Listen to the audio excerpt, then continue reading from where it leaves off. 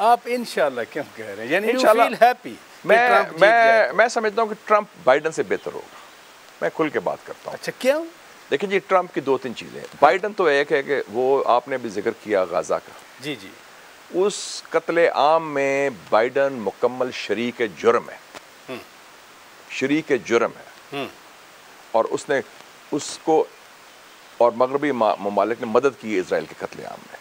और दूसरा war monger है जो नेटो को भी बढ़ा रहा है, रशिया को भी प्रोवोक किया यूक्रेन में, चाइना के ख़िलाफ़ कंटेनमेंट की बात कर रहा है, उससे पूरा माहौल जंगी माहौल पैदा कर दिया। मैं आपको रीज़न देता हूँ ट्रंप के। ट्रंप पहला सदर होगा जॉन एफ कैनेडी के बाद जो अमेरिकन एस्टेब्लिशमेंट का नुमाइंदा नहीं, नंबर 1। नंबर 2, वो यूक्रेन की जंग बंद करेगा।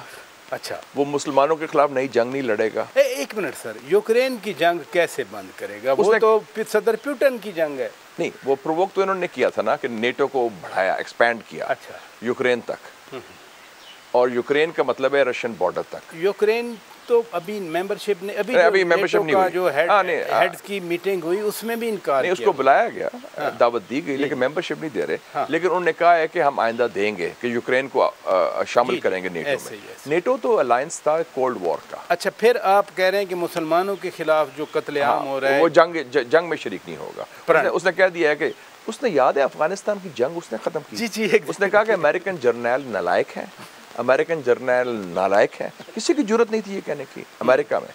उसने कहा वो नालायक हैं, वो नाकाम हैं और ये फेल हो गए हैं। और ज़ालिम खलीलज़ाद को कहा उसने जाके तालिबान से नेगोशिएट करो, और हमने मदद भी किया। दोहा में हमने तो तालिबान यहाँ से भेजे। फिर एक बंदा है जो 2.5 करोड़ अवाम का लीडर है नॉर्थ कोरिया में, किम जोंग उन, जी जी, जिसको वो कहते हैं ये आलमी बदमाश है।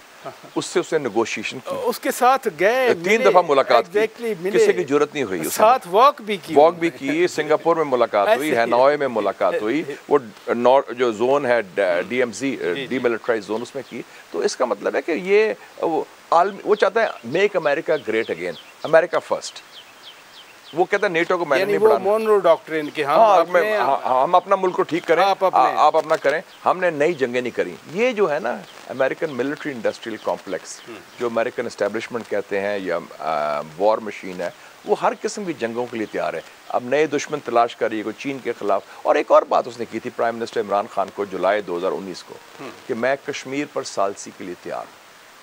जुलाई में बात की 5 अगस्त को कश्मीर, वो तो इंडिया ने किया ना, मैं तो बात कर रहा हूँ जो ट्रंप ने किया ना। तो फिर वो उसकी सालसी कहाँ गई? नहीं, ट्रंप ने अपना तो रोल कहने कश्मीर का जिक्र तो कर दिया ना, और उसका जवाब मोदी ने नहीं दिया था। उसने कहा मोदी ने मुझे कहा है कि मैं सालसी, आप सालसी करें कश्मीर पर।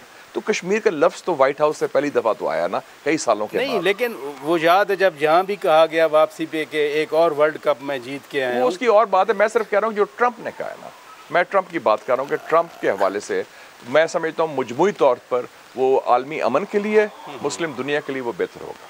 अच्छा, आप सही फरमा रहे हैं। बार बार आपने डीप स्टेट या अमेरिकन इस्टेब्लिशमेंट का नाम दिया, तो अगर अमेरिकन इस्टेब्लिशमेंट उसके इतने खिलाफ है तो 5 नवंबर को सदर बनने के लिए ट्रंप का रास्ता नहीं रोकेंगे? आपका क्या ख्याल है कि एस्टेब्लिशमेंट अकले कुल है या ऑल पावरफुल है? एस्टेब्लिशमेंट हर जगह हारी है, पाकिस्तान में इलेक्शन में हारी है, इंडिया के इलेक्शन में हारी है, तुर्की के लोकल काउंसिल इलेक्शन में हारी है, बरतानिया में हारी है, अमेरिका में हार रही है। एस्टेब्लिशमेंट का ये मतलब नहीं कि वो अकले कुल हैं और ऑल पावरफुल हैं। उससे पावर एक और से बड़ी है, अल्लाह ताला की ज़ात है। वो मकरुल्लाह व अल्लाहुल खैरुल माकिरीन। अल्लाह ताला ने मनसूबाबंदी की, उन्होंने अपनी मनसूबाबंदी की, और बेशक अल्लाह ताला सबसे बेहतर मनसूबा करने वाला।